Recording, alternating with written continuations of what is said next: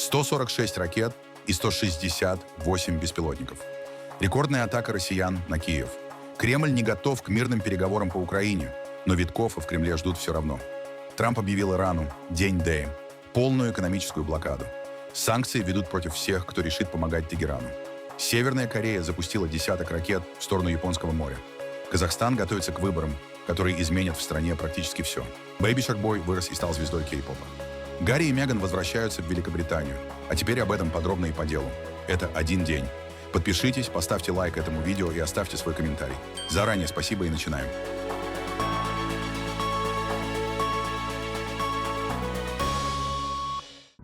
Россия нанесла массированный комбинированный удар по Киеву и Киевской области. Атака началась незадолго до полуночи по местному времени и продолжалась почти 9 часов. Россия выпустила 168 беспилотников и 46 крылатых ракет. Точное количество баллистических и гиперзвуковых ракет воздушные силы Украины не раскрывают. В ударе использовались цирконы, искандеры и запущенные с кораблей в Черном море калибры. Украинская противовоздушная оборона перехватила 145 беспилотников и 41 крылатую ракету. Ни одну из баллистических целей сбить не удалось. Украине не хватает ракет-перехватчиков для комплексов «Патриот». В Киеве погибли 15 человек, еще один, в Броварском районе области. Более 40 человек получили ранения. Основной удар пришелся на Соломенский, Святошинский и Дарницкий районы столицы. В Соломенском районе разрушены 2 верхних этажа 9-этажного жилого дома. Пожар распространился на расположенные ниже квартиры. В этом районе погибли 8 человек. Спасатели извлекали людей из поврежденных многоэтажек и школьного укрытия. Российские ракеты и беспилотники повредили детский медицинский центр, школу, жилые и административные здания, склады и автомобили. Около 90 тысяч потребителей остались без электричества. К утру свет вернули более чем половине из них. В Бориспольском и Броварском районах повреждены 14 частных домов, многоэтажка, автозаправочная станция, 4 складских здания и 8 автомобилей. В Бориспольском районе уничтожен еще один крупный распределительный склад сети «Фора». Под удар также попали продовольственные склады и объект Украинского Красного Креста. Предыдущие российские атаки уже уничтожили в Киеве и области до 100 тысяч квадратных метров холодильных складов. Свободные мощности позволяют заменить не больше трети утраченных помещений. В магазинах «Фора», «Сильпа» и «АТБ» возникли перебои со свежими и охлажденными продуктами, фруктами и овощами, бакалеей и кисломолочной продукцией. Всего попадания российских ракет и беспилотников зарегистрированы в 28 местах по всей Украине. В Одесской области «Шахеды» атаковали стоянку грузовиков с продовольствием возле пункта пропуска Рени. Один российский беспилотник вошел в воздушное пространство Молдовы и находился там 6 минут. Другой пересек румынскую границу и упал в безлюдной части уезда Тулча. Румыния подняла 2 испанских истребителя F-18. Польша привела в готовность авиацию и наземные средства противовоздушной обороны. Российская сторона назвала целями предприятия, связанные с производством украинских ракет и беспилотников, однако доказательств поражения этих объектов не представила. 21 августа в Киеве объявлено днем траура. Кремль вновь возложил на Украину ответственность за отсутствие мирных переговоров. Пресс-секретарь российского президента Дмитрий Песков заявил, что предпосылок для урегулирования сейчас нет якобы из-за позиции Киева. Одновременно Москва сохраняет канал связи с Белым домом. Представители президента США Стив Уитков и Джаред Кушнер остаются желанными собеседниками для Владимира Путина.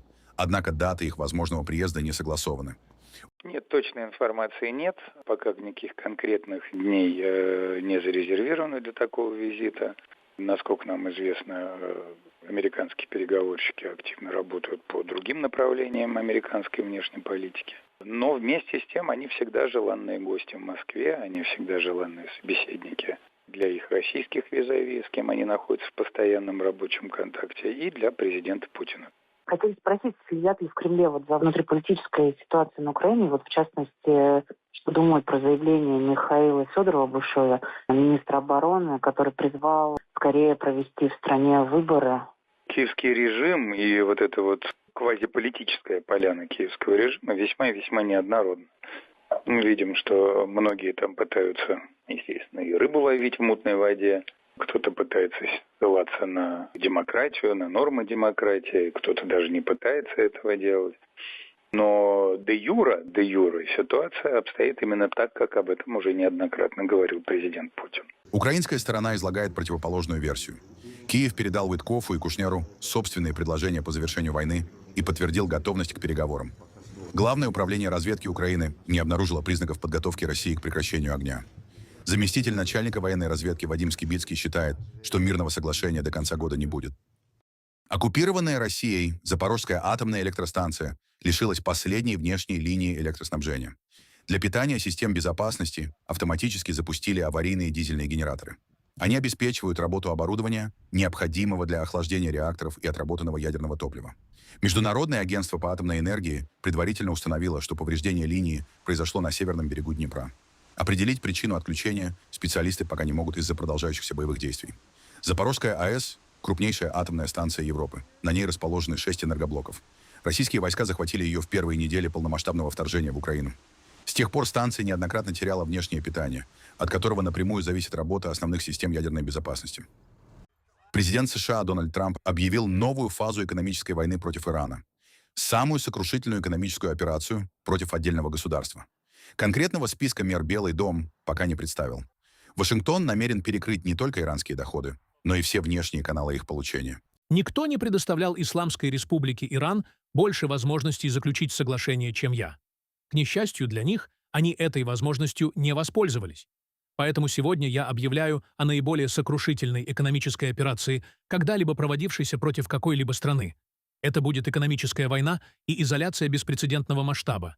Их военно-морского флота больше нет, военно-воздушные силы уничтожены, военные заводы превращены в руины, валюта ничего не стоит, а сама страна висит на волоске.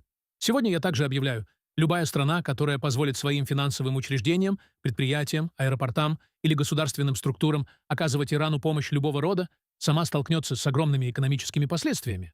Контрабанда нефти, валютные свопы, переводы наличных, обменные пункты, судовые реестры, подставные компании – все это должно прекратиться немедленно. Вы знаете, к кому я обращаюсь? Это будет экономический день Д. И все наши союзники должны встать на сторону Соединенных Штатов Америки, чтобы изолировать и разгромить иранскую угрозу. Эти безумцы загнаны в угол, а принимаемые нами исторические меры парализуют их и лишат возможности распространять террор по всему миру. У Ирана никогда не будет ядерного оружия. Благодарю за внимание к этому вопросу. Президент Дональд Трамп. Под удар могут попасть иностранные банки, компании, аэропорты и государственные структуры, которые помогают Тегерану продавать нефть, переводить деньги, проводить обменные операции, регистрировать суда или использовать подставные фирмы. Фактически речь идет о вторичных санкциях. США будут наказывать не только Иран, но и его торговых партнеров. Главный потенциальный объект давления – Китай, крупнейший покупатель иранской нефти. Кроме того, под угрозой могут оказаться Объединенные Арабские Эмираты, главный финансовый и экспортный узел Ирана. Эмираты уже приостановили торговлю и расчеты с Тегераном, однако связанные с Ираном фирмы и счета в Дубае могут попасть под санкции. Турция – один из крупнейших торговых партнеров Ирана, поставщик оборудования и потребитель иранских энергоносителей. Ирак, который закупает иранский газ и электроэнергию, проводит расчеты через банки и обменные пункты. Пакистан, связанный с Ираном приграничной торговлей, поставками электричества и энергетическими соглашениями. Индия, которая также торгует с Ираном продовольствием и лекарствами и участвует в развитии порта Чабахар. Россия – главный военный партнер Ирана, которая также развивает транспортные и энергетические проекты с Ираном. Малайзия и Оман, чьи территориальные воды и порты использовались для перегрузки и маскировки происхождения иранской нефти. Панама, Либерия и Маршалловы острова. Их судовые реестры используют часть танкеров, перевозящих подсанкционную иранскую нефть. Трамп принял решение после провала очередного дипломатического срока. 60-дневное окно для соглашения закончилось 17 августа. Вашингтон и Тегеран не договорились о ядерной программе, американской морской блокаде, нефтяных санкциях и судоходстве через Ормуз. Блокада была успешной на 100%. Ни одно судно не вошло в Иран, хотя суда проходят в другие страны. Но посмотрим. Посмотрим, что произойдет. Либо все сложится исключительно хорошо, и цены на нефть стремительно рухнут, либо мы продолжим делать именно то, что делаем сейчас. Говорили, что нефть будет стоить $350 за баррель, а сегодня она стоит от 84 до 85 долларов. Мы добываем очень много нефти. Кроме того, люди нашли другие источники, о которых прежде даже не задумывались. Техас, Аляска, Луизиана и другие места. Строится и множество трубопроводов. Рекордное количество. Поэтому, думаю, Ормузский пролив уже не будет иметь такого значения, как прежде. После угроз Трампа нефть марки Brent подорожала более чем на 2%. Почти до $94 за баррель. Американская нефть стоит уже $86. Рост стоимости энергии уже разгоняет инфляцию. В Великобритании и еврозоне она достигла 2,9%. Министр иностранных дел Ирана Аббас Аракчи отверг угрозу Дональда Трампа начать против Тегерана экономический день Д. Аракчи назвал ее попыткой отвлечь внимание от внутренних проблем США. Так называемый экономический день Д – это попытка отвлечь внимание от кризиса в самих Соединенных Штатах, беспрецедентного долга и стремительно растущих расходов на его обслуживание. Упорное продолжение провальной политики принесет лишь новые поражения и усилит враждебность иранцев. Экономический терроризм Соединенных Штатов угрожает мировой экономике и суверенитету государств по всему миру. В Багдаде второй день продолжаются интенсивные переговоры между руководством Ирака и Ирана. Председатель иранского парламента Мохаммад Багер Галибаф встретился с главой Высшего судебного совета Ирака Фаиком Зиданом. Стороны обсуждали юридическое сотрудничество, выполнение совместных соглашений и подписанных ранее меморандумов. Накануне Галибафа приняли премьер-министр Ирака Али Аль-Зайди и председатель парламента Хайбат Аль-Хальбуси. Одной из главных тем стало обеспечение иракского нефтяного экспорта через Ормузский пролив. Багдад добивается для своих танкеров особого режима, поскольку через Ормуз до войны проходило около 90% экспортируемой Ираком нефти. Ирак пытается одновременно сохранить отношения с соседним Ираном и избежать последствий противостояния Тегерана с Вашингтоном. Альтернативный маршрут через трубопровод Киркук Джейхан пока не способен полностью заменить морские поставки. Иранские государственные СМИ сообщают, что переговоры Галибафа охватывают двусторонние отношения, торговлю и региональную безопасность. Северная Корея выпустила около десятка баллистических ракет малой дальности в сторону Японского моря. По данным южнокорейских военных, пуски произведены из района Пхеньяна. Ракеты упали за пределами исключительной экономической зоны Японии. Сообщений о повреждениях судов или самолетов нет. Пуски состоялись во время совместных учений Южной Кореи и США «Щит свободы Ульчи». Маневры начались 17 августа и должны были продолжаться 10 дней. Однако их завершат уже в пятницу, на 6 дней раньше. Президент США Дональд Трамп потребовал существенно сократить американское участие, назвал учения дорогими и враждебными и напомнил о своих хороших отношениях с северокорейским лидером Ким Чен Ыном. Накануне Трамп сообщил, что рассчитывает встретиться с ним до конца года. Заместитель заведующего отделом ЦК Трудовой партии Кореи Ким Йо Чон ответила, что сокращение учений не отменяет их провокационный характер. Вашингтон остается для Пхеньяна главным врагом. Казахстан в воскресенье досрочно выбирает новый однопалатный парламент – Курултай. За 145 мандатов борются 545 кандидатов от 7 зарегистрированных партий. Все депутаты избираются по единому партийному списку. Независимые кандидаты участвовать не могут. Главный фаворит – партия «Адилет», созданная весной ближайшими сторонниками президента Касым Жомарта Токаева. В июне в нее влилась партия «Аманат», которая под разными названиями контролировала парламент со времен Нурсултана Назарбаева. Опросы обещают «Адилету» большинство. Остальные допущенные партии-аналитики также не считают реальной оппозицией. Это первые выборы после принятия новой Конституции. Двухпалатный парламент упразднен, учрежден пост вице-президента, а полномочия главы государства расширены. Конституционный суд по запросу Токаева решил не учитывать его прежние президентские сроки. Теперь, после окончания нынешнего мандата, в 2029 году, он сможет баллотироваться еще на 7 лет. Токаев возглавляет Казахстан с 2019 года. Он был преемником Назарбаева, но после протестов 2022 года, во время подавления которых погибли более 200 человек, отстранил людей бывшего президента от власти. Политолог Рустам Бурнашев считает, что новый парламент завершит эту кадровую перестройку, но не изменит саму политическую систему. И, конечно, есть вопрос того, что сами выборы в парламент по законодательству Казахстана дают возможность, таким катастрофическим образом переформатировать все ветви власти. Да? То есть правительство, по идее, подает в отставку, да? То есть формируется новый кабинет министров, новое правительство. Возникает необходимая возможность опять таких достаточно массовых и плотных перестановок местных органов исполнительной власти. Да, то есть те перестановки, которые уже не будут вызывать, вопрос почему, потому что ответ будет, потому что новый парламент, и поэтому и мы имеем право эти перестановки делать. Вот этот шлейф фигур, которые остаются от, Назарбаева, да, и где мы можем поставить вопрос, действительно ли есть связь между, насколько системная, насколько плотная связь Токаева с Назарбаевым, вот здесь появляется возможность эту связь еще больше нивелировать. То есть уже ставить фигур не тех, которые тем или иным образом согласовывались с Назарбаевым, а фигур, которые вообще никаким образом к нему не причастны и не связаны. Во всяком случае, в глазах действующего президента. Выборы проходят на фоне роста экономики примерно на 4,5% и инфляции выше 10%. Повышение налогов и цен снижает реальные доходы населения. Казахстан обеспечивает около 2% мировой добычи нефти, однако основной экспортный маршрут через российский Новороссийск регулярно останавливается из-за войны и атак на инфраструктуру Каспийского трубопроводного консорциума. За ходом голосования следит миссия Бюро по демократическим институтам и правам человека ОБСЕ. Мы на всякие выборы ходим. Обязательно ходим. 23 числа, как положено, пойдем. И почему важно это делать? Почему считаете? Ну, может быть, лучше будет всего, а может, плохо будет. Надеемся на лучшее, посмотрим дальше, как будет. Да мне 73 года, я уже 73 года, я ожидаю, чтобы все лучше и лучше. Что-то ничего не получается пока. Ну, надеюсь, в этом году что-нибудь такое лучше будет. Ну, мы ожидаем, чтобы улучшение жизни, чтобы было все хорошо. Какие еще? А что сейчас? Сейчас плохо? Нет, хотим еще лучше. Я ожидаю, что снизят налоги.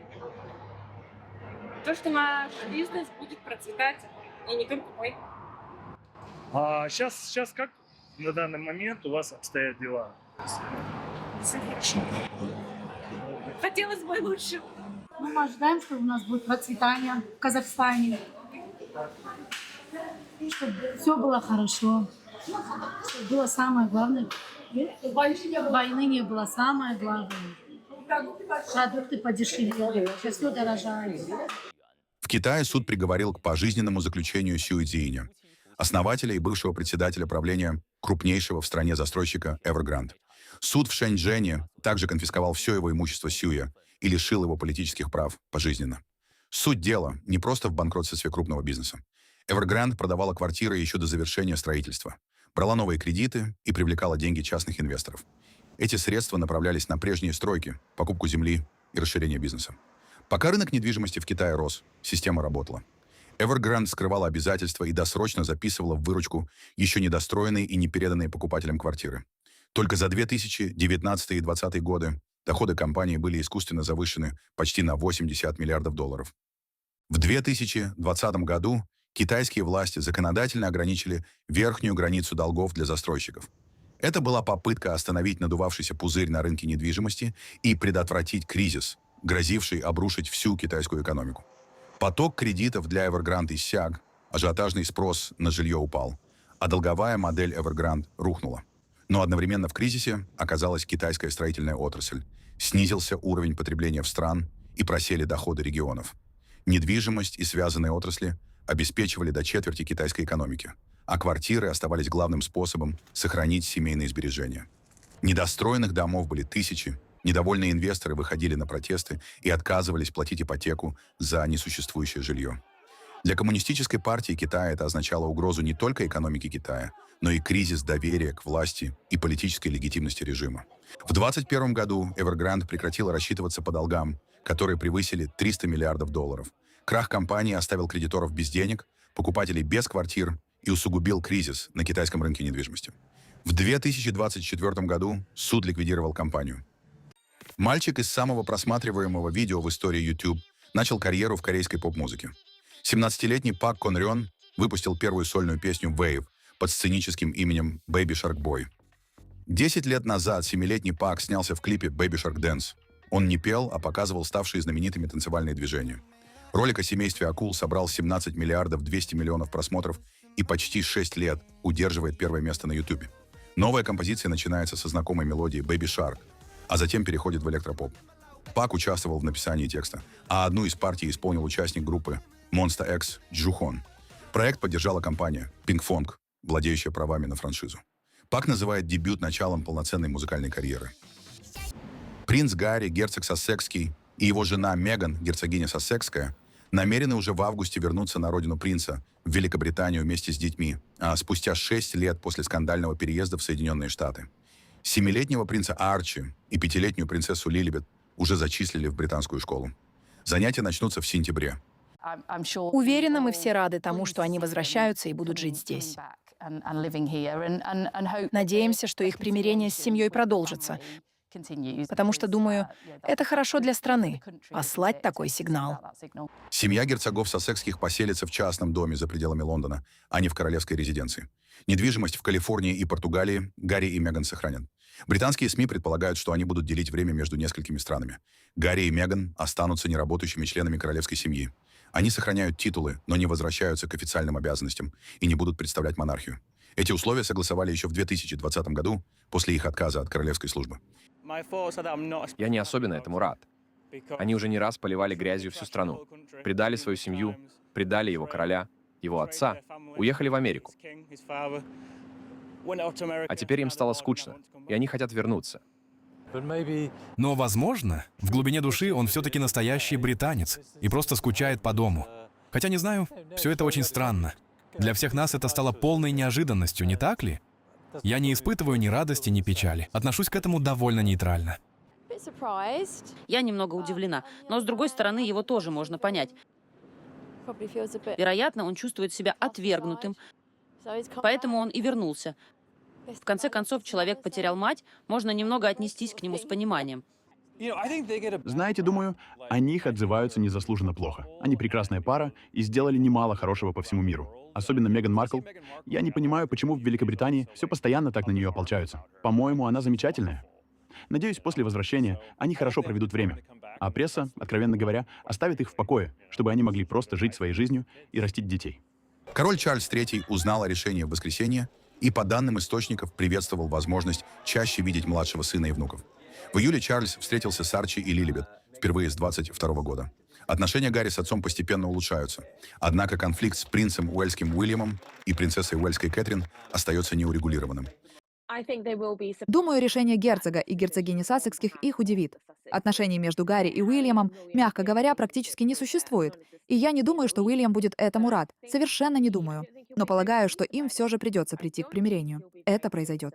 Возможно, нынешнее решение станет первым шагом на этом пути. Мы не знаем, что происходит за закрытыми дверями. Возможно, в их отношениях уже наступило потепление. Мы определенно наблюдаем это в отношениях принца Гарри с королем Чарльзом.